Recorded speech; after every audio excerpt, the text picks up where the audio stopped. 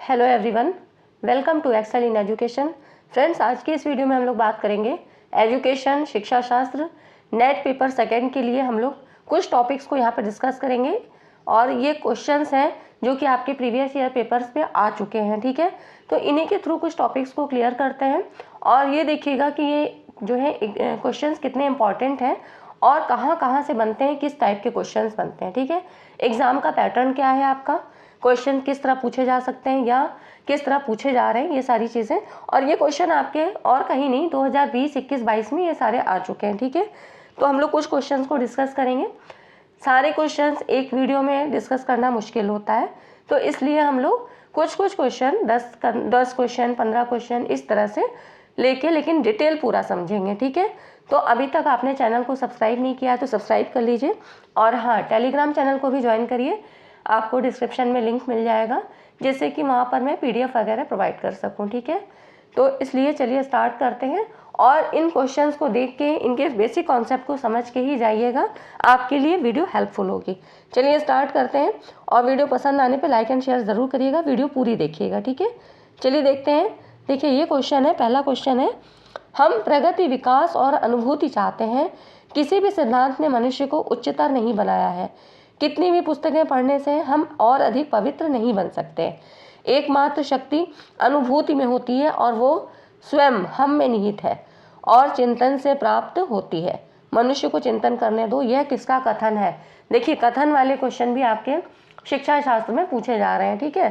तो आपको basic concept आपको ऐसे क्लियर होना चाहिए कि किस फिलोसफर ने क्या चीज़ कही है।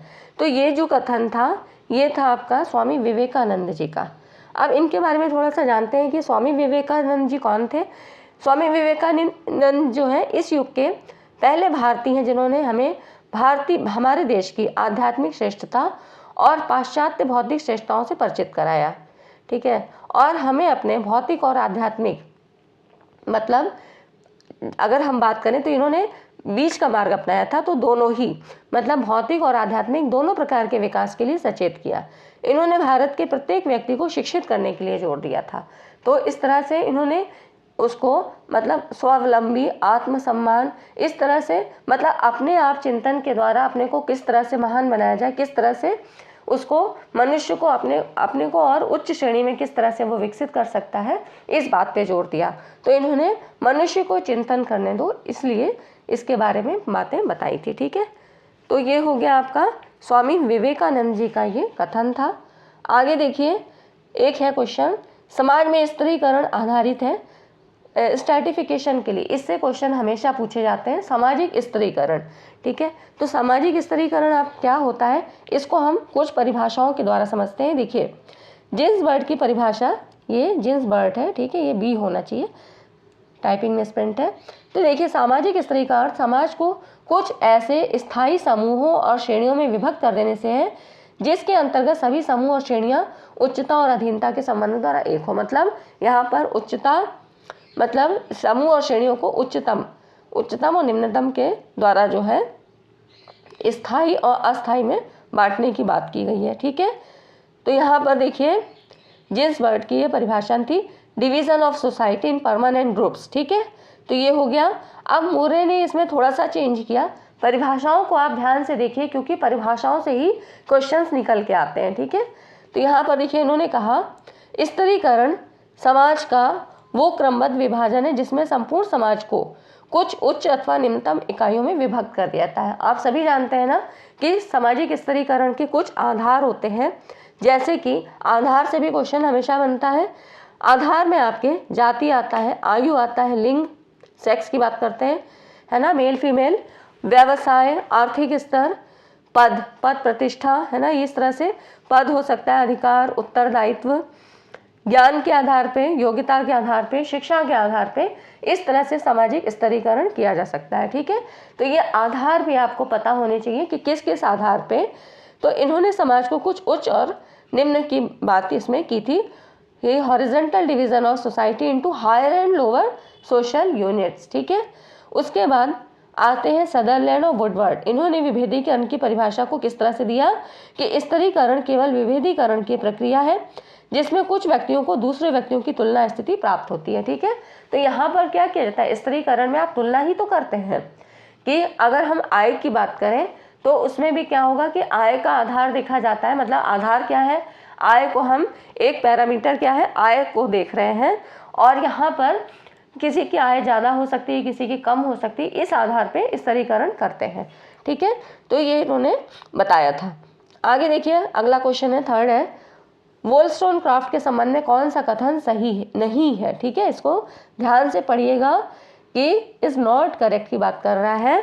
तो यहाँ पर देखिए वोल्स्टोनक्राफ्ट कौन थी, तो इन्होंने मैरी वोल्स्टोनक्राफ्ट इनका पूरा नाम था, महिलाओं के अधिकारों के लिए लिखने वाली एक अंग्रेज लेखक, दार्शनिक और समर्थक थी। ठीक है, इन्होंने महिलाओं के अधिकार के लिए बात की थी और अपने संक्षिप्त कार्यकाल के दौरान, मतलब इनका जो टाइम जो था, समय पीरियड कितना था, 27 अप्रैल 1759।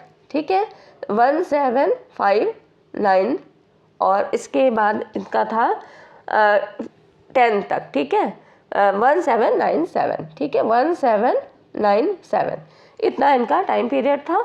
और इसके दौरान इन्होंने अपना उपन्यास लिखा, चरक, यात्रा कथा, फ्रांसीसी क्रांति और आचरण किताब का एक इतिहास है। तो इन्होंने अपनी बच्चों की किताबों में मतलब लिखा था। इनका जो कार्यकाल था वो उपन्यास, यात्रा कथा, फ्रांसीसी क्रांति, इन सब के आधार पे था। और वोल्स्टोनक्राफ्ट की अधिकांश आरंभिक रचनाएं शिक्षा संबंधी है। वोल्स्टोनक्राफ्ट की आरंभिक नारीवादी दार्शनिकों में से एक माना जाता है और ये एक अंग्रेज लेखक, दार्शनिक और महिला अधिकारों के पैरोकार थे। तो इनका जो ये ऑप्शन है, ठीक है, तो ये इसमें सारी चीज़ें सही हैं कि आरंभिक नारीवादी दार्शनिक में से माना जाता है। कभी इस तरह से भी पूछा जा सकता है कि फेमिनिस्ट फिलोसोफर तो वोल्स्टोनक्राफ्ट है। ठीक है, ये भी क्वेश्चन एक बार पूछा जा चुका है।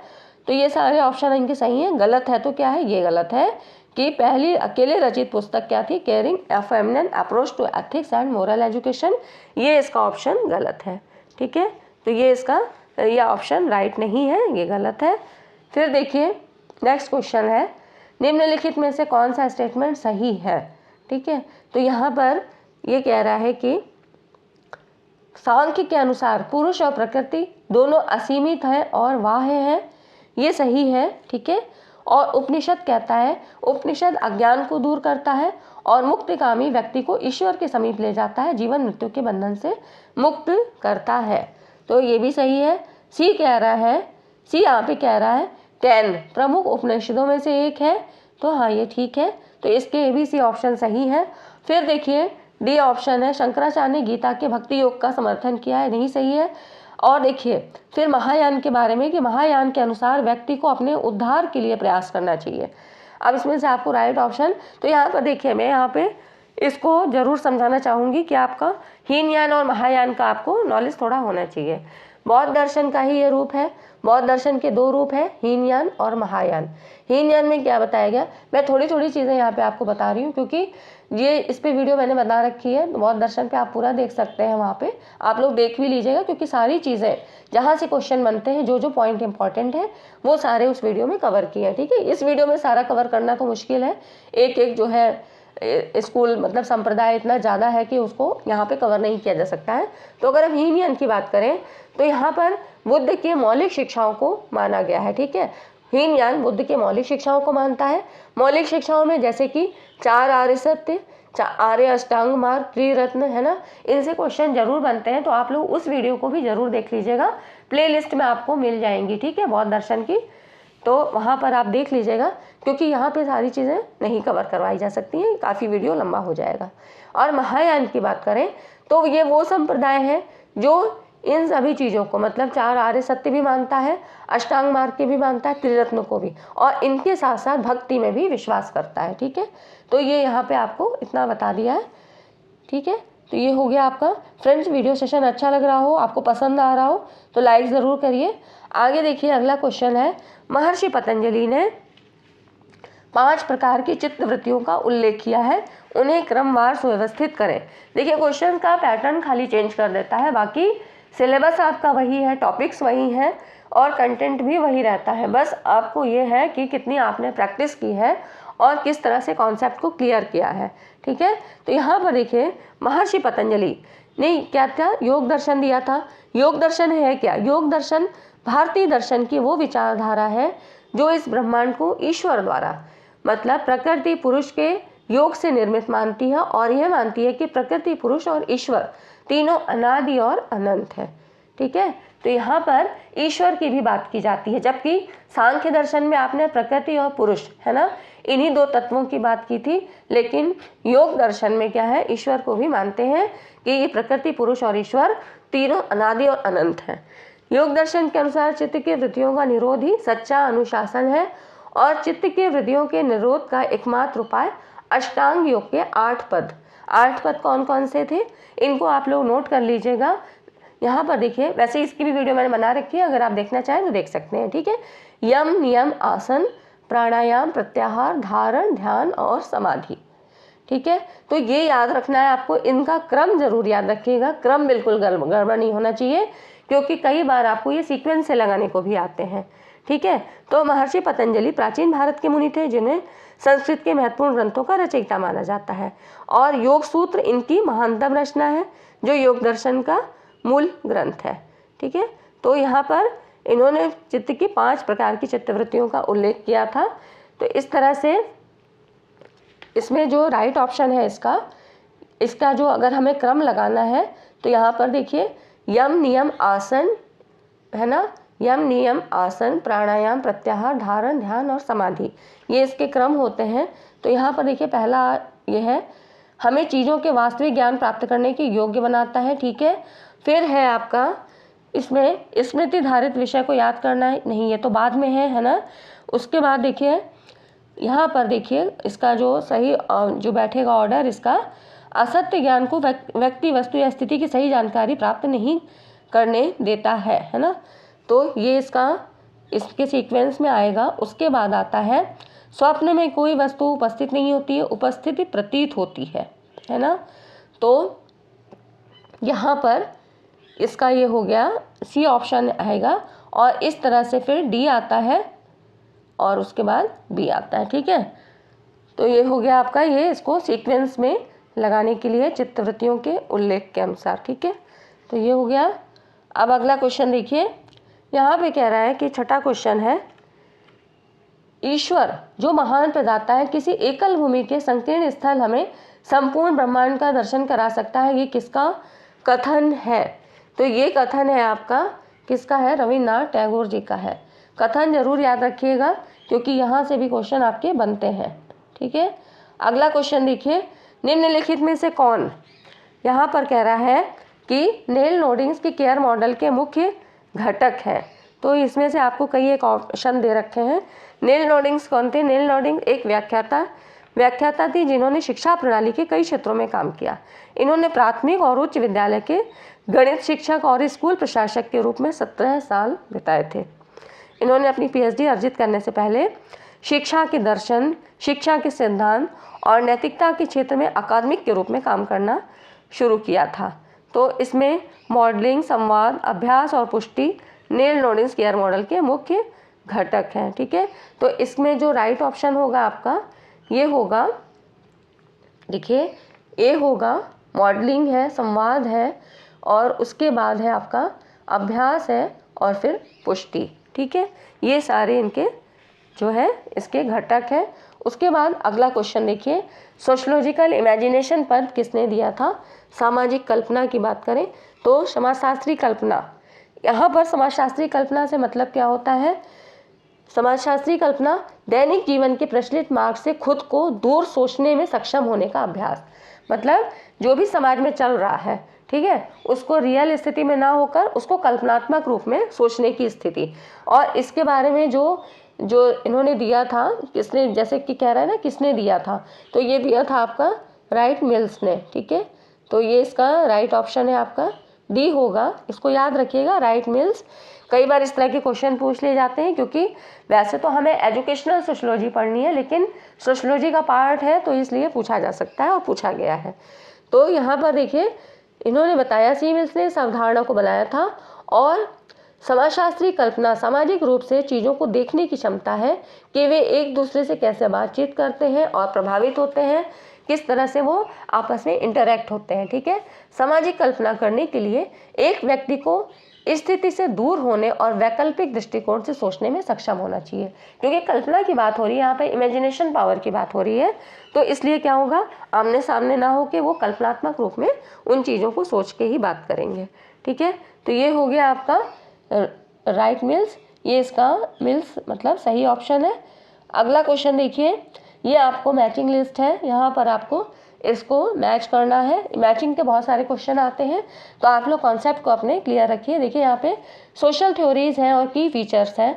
यहाँ पर है सांकेतिक अंतःक्रिया, सिंबॉलिक इंटरेक्शनिज्म। यहाँ पर देखिए आपको ये समझ में ही आ रहा है कि अंतःक्रिया की बात कर रहा है, मतलब संकेतों का प्रयोग, आमने सामने की अंतःक्रिया। ठीक है, इंटरेक्शन, तो ये समाज की बात कर रहा है। हम लोग भी एजुकेशन में भी क्या पढ़ते हैं, समाज तो पढ़ते ही पढ़ते हैं, शिक्षा के में भी पढ़ते हैं ना। तो क्लासरूम इंटरेक्शन आप सभी अच्छी तरह से जानते हैं, वहाँ पे भी होता है। फिर देखिए संरचनावाद, संरचनावाद में क्या होता है, स्ट्रक्चरलिज्म में क्या होता है, यहाँ पर इसमें यहाँ पर देखिए क्या क्या इसके ऑप्शन है। तो इसका है फोर्थ, मानसिक प्रक्रमों का लघु घटकों में विघटन। ठीक है, तो ये हो गया आपका इससे, और बी हो गया आपका फोर्थ से। फिर है फंक्शनलिज्म, प्रकारवाद। यहाँ पर इसका जो है समाज के पहलू और इसके प्रकार, ठीक है, जो भी इसके अंतर्गत कार्य किए जाते हैं, क्या क्या एस्पेक्ट्स हैं वो। संघर्ष सिद्धांत, संघर्ष सिद्धांत चौथा है कॉन्फ्लिक्ट थ्योरी। यहाँ पर सिद्धांत मतलब संघर्ष किसे क्या मतलब समझ में आ रहा है, जैसे कि कंपटीशन है ना, तो यहाँ पर ये होगा आपका कंपटीशन फॉर स्केयर रिसोर्सेज, दुर्लभ संसाधनों के लिए प्रतियोगिता। ठीक है, तो जैसे कि यहाँ पर कार्ल मार्क्स का वर्ग संघर्ष का सिद्धांत काफ़ी चर्चित है, जो हमेशा क्वेश्चन में पूछा जाता है। उन्होंने वर्गविहीन समाज की व्यवस्था की स्थापना की थी। तो यहाँ पर दुर्लभ संसाधनों के लिए प्रतियोगिता या संघर्ष या द्वंद्व, कुछ भी कह सकते हैं, ये सारी चीज़ें इसके अंतर्गत आती हैं। ठीक है, अगला क्वेश्चन देखते हैं और लास्ट क्वेश्चन है इस स्लाइड का। देखिए यहाँ पर है, इसमें प्रकार दिए हैं और तत्व मीमांसक श्रेणियाँ हैं, सांख्य दर्शन से है। ठीक है, तो ये आपको यहाँ पर ये मैच करना है, और ये बहुत इंपॉर्टेंट क्वेश्चन है, हर बार पूछा जाता है। ये आपके कथन कारण में भी बनता है, आपने देखा होगा, मैंने क्वेश्चन दिए हैं, सांख्य दर्शन पूरा पढ़ाया है, उसमें संबंधित क्वेश्चनों को भी दिया है। तो यहाँ पर 25 तत्वों की व्याख्या की गई है, ये सारे आपको पता होने चाहिए। ठीक है, तो मैं थोड़ा सा इसका डिटेल आपको ज़रूर बताना चाहूँगी। और देखिए यहाँ पर है केवल कारण, केवल प्रभाव, कारण और प्रभाव दोनों, ना तो कारण व प्रभाव, ना प्रकृति ना विकृति। पहले अब इन चीज़ों को हम समझ लेते हैं, तो आपके लिए ये कॉन्सेप्ट बिल्कुल आसान हो जाएगा। देखिए सांख्य दर्शन क्या है, द्वैतवादी दर्शन है। आपने शुरू से पढ़ा, प्रकृति और पुरुष की बात की जाती है, दो मूल तत्व हैं प्रकृति और पुरुष। ठीक है, तो मतलब सृष्टि इन दो तत्वों के योग से बनती है, ऐसा सांख्य दर्शन कहता है। इसके पहले हमने पढ़ा ना योग दर्शन, योग दर्शन में क्या था, ईश्वर को भी माना गया था, मतलब प्रकृति, पुरुष और ईश्वर। ठीक है, तो ये तो डिफ्रेंशिएट हो गया। अब हम खाली यहाँ पर सांख्य दर्शन की तत्व मीमांसा की बात करते हैं कि सांख्य के अनुसार प्रकृति सत रज और तम, ठीक है, सत रज और तम तीन गुणों का समुच्चय है, और यहाँ पर तीन ये जो है पदार्थ यहाँ पे सक्रिय रहते हैं। और यहाँ पर सांख्य दर्शन संसार के प्रत्येक जीव में एक स्वतंत्र पुरुष की सत्ता मानता है, मतलब स्वतंत्र पुरुष या परमात्मा इसकी सत्ता मानता है कि प्रत्येक जीव में एक स्वतंत्र पुरुष होता है। इसके अनुसार प्रकृति और पुरुष दोनों ही अनादि और अनंत है। सांख्य दर्शन ये कहता है कि प्रकृति क्या है, केवल जड़ है, और पुरुष क्या है, चेतन तत्व है। तो प्रकृति जड़ है तो बिना पुरुष के इसमें कोई क्रिया नहीं होगी, मतलब जड़ और चेतन है ना। तो प्रकृति को इन्होंने क्या माना कि जड़, और इस तरह से इन्होंने पुरुष को चेतन तत्व माना। तो मतलब तो यहाँ पर क्या होगा, पुरुष केवल चेतन है और बिना जड़ माध्यम के वो क्रिया नहीं कर सकता है। ठीक है, तो इन्होंने ये माना कि प्रकृति और पुरुष दोनों ही अनादि और अनंत है। सांख्य ये कहता है कि प्रकृति केवल जड़ है और बिना पुरुष के, मतलब बिना चेतन तत्व के इसमें कोई क्रिया नहीं हो सकती है। दूसरी ओर पुरुष केवल चेतन है, बिना जड़ माध्यम के वो क्रिया नहीं कर सकता है। अतः सृष्टि की रचना के लिए प्रकृति और पुरुष का संयोग आवश्यक है। ठीक है, इसका इन्होंने ये माना, क्योंकि ये चीजें आपको समझनी इसलिए आवश्यक है क्योंकि यहाँ पर कथन और कारण से भी क्वेश्चन बनते हैं, तो ये आपको पता होना चाहिए। फिर देखिए, सांख्य ने प्रकृति और पुरुष के 23 अन्य तत्वों की भी खोज की है। मतलब वैसे तो 25 है, लेकिन 23 और भी है, तब ये मिला के 25 हुए। मतलब प्रकृति और पुरुष तो 2, उसके अलावा भी 23 तत्व हैं। अब इनको समझ लीजिए। प्रकृति अथवा प्रधान अथवा अव्यक्त है ना, क्योंकि जड़ है तो ये एक माना गया इसको। उसके बाद आता है विकृति, जिसमें आपके 16 लिए जाते हैं। मतलब एक मन है और 15 और है, मतलब ज्ञानेंद्रियां हैं, जिसमें आपके हाथ, पैर, वाणी और जननेंद्रियां, फिर 5 जो है ये आती है आपकी, जिसको कहते हैं ज्ञानेंद्रियां, आँख, नाक, कान, जीवा और त्वचा, है ना। फिर एक मन आता है, और 5 तत्व कौन से हैं? पृथ्वी, जल, तेज, वायु और आकाश। ठीक है, तो इस तरह से ये कितने हो गए? 16। इसकी वीडियो पूरी बना रखी है सांख्य दर्शन में, आप लोग देखना है तो वहां से देख लीजिएगा।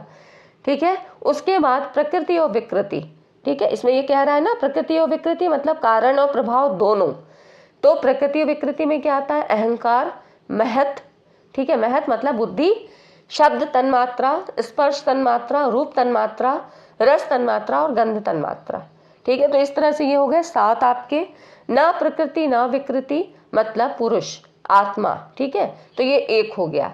इस तरह से अगर हम इन सारों को जोड़ेंगे ना, जब इनका समेशन करेंगे तो ये आपका ये हो गया आपके 25 हो जाते हैं। ठीक है, तो ये हो गए आपके 25 तत्व हो गए। अब आप इस तरह से इनको यहाँ पर देख सकते हैं कि किस तरह से किसमें कौन सा फिट होगा। यहाँ पर देखिए, केवल कारण की हम बात करें तो इसमें आता है आपका प्रकृति आता है। ठीक है, यहाँ पर ये जो है आपका प्रकृति होगा। फिर केवल प्रभाव की बात करें तो केवल प्रभाव में 5 ज्ञानेंद्रियाँ होती हैं। ठीक है, यहाँ पर ये हो गया आपका कारण और प्रभाव दोनों, तो इसमें आपका महत, अहंकार और 5 सूक्ष्म तन्मात्राएं। ठीक है, तो ये हो गया आपका मतलब 7 तत्व हो गए। और फिर है ना तो कारण ना प्रभाव, तो इसमें आपका खाली पुरुष हो जाता है। ठीक है, तो ये चीज़ें आपको समझनी आनी चाहिए, और इन्हीं से इससे क्वेश्चन तो जरूर आएगा। ठीक है फ्रेंड्स, तो आज की वीडियो में इतना ही।